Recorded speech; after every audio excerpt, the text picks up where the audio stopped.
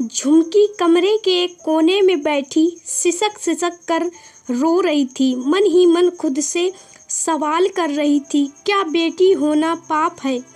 झुमकी का भी मन होता था कि वह दूसरे बच्चों की तरह स्कूल पढ़ने जाए, पर उसका घर दूसरे बच्चों के घर जैसा नहीं था। उसके घर में लड़के और लड़कियों में आज भी भेदभाव था। कहने को तो सिर्फ झुमकी 14 साल की थी, पर उसकी माँ उससे इतना सारा काम कराती थी जैसे कि वह घर की स्वयं गृहिणी हो।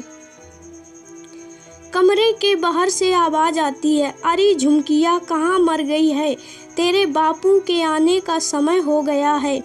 जाकर कुएं से पानी ले आ। झुमकी आंखों से आंसू पोंछते हुए कमरे से बाहर आती है। बाल्टी लेकर कुएं की ओर जाने लगती है। तभी उसकी माँ कहती है, जरा जल्दी आना, अभी और भी बाकी काम पड़े हैं करने के लिए। झुमकी सिर हिलाते हुए चली जाती है। रास्ते में लता मौसी मिलती है। कैसी हो झुमकी? मैं ठीक हूँ मौसी, झुमकी भारी आवाज में जवाब देती है।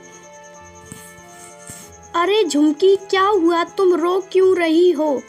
नहीं मौसी, मैं कहाँ रो रही हूँ। झुमकी कुएं से पानी भरने लगती है। लता मौसी और बिमला दादी आपस में बातें करने लगती हैं। अरे भगवान, किसी भी बच्चे के साथ ऐसा ना हो। जब इसकी माँ जिंदा थी तो बच्ची कितनी शरारती और मजाकिया थी, और अब देखो सौतेली माँ आखिर सौतेली ही होती है। वह तो सिर्फ अपने दोनों बेटों से ही प्यार करती है। झुमकी बेचारी के साथ नौकरों जैसा बर्ताव करती है।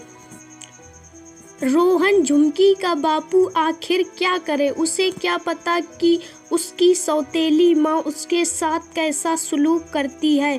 लता मौसी और बिमला दादी आपस में कुएं के पास खड़ी बातें कर रही होती हैं। झुमकी उनकी सारी बातें सुन रही होती है। बिमला दादी कहती है, झुमकी का बापू तो बहुत अच्छा है, लेकिन सौतेली माँ आखिर सौतेली माँ ही होती है।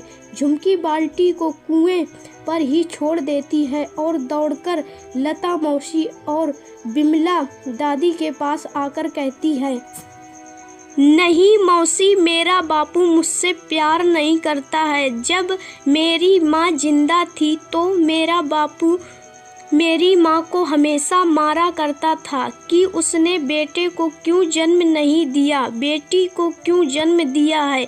मेरे बापू को तो हमेशा से बेटे ही चाहिए थे। जब मौसी मेरी माँ दूसरी बार गर्भवती हुई तो मेरे बापू ने कहा कि अब की बार सिर्फ मुझे बेटा ही चाहिए, लेकिन दुर्भाग्य से फिर बेटी हो गई। मेरे बापू ने मेरी माँ को रात के समय घर से बाहर निकाल दिया, जिससे मेरी माँ और मेरी छोटी बहन को ठंड लग गई और वह दोनों मर गईं। झुमकी लता मौसी के सीने से लगकर फूट फूट कर रोने लगी।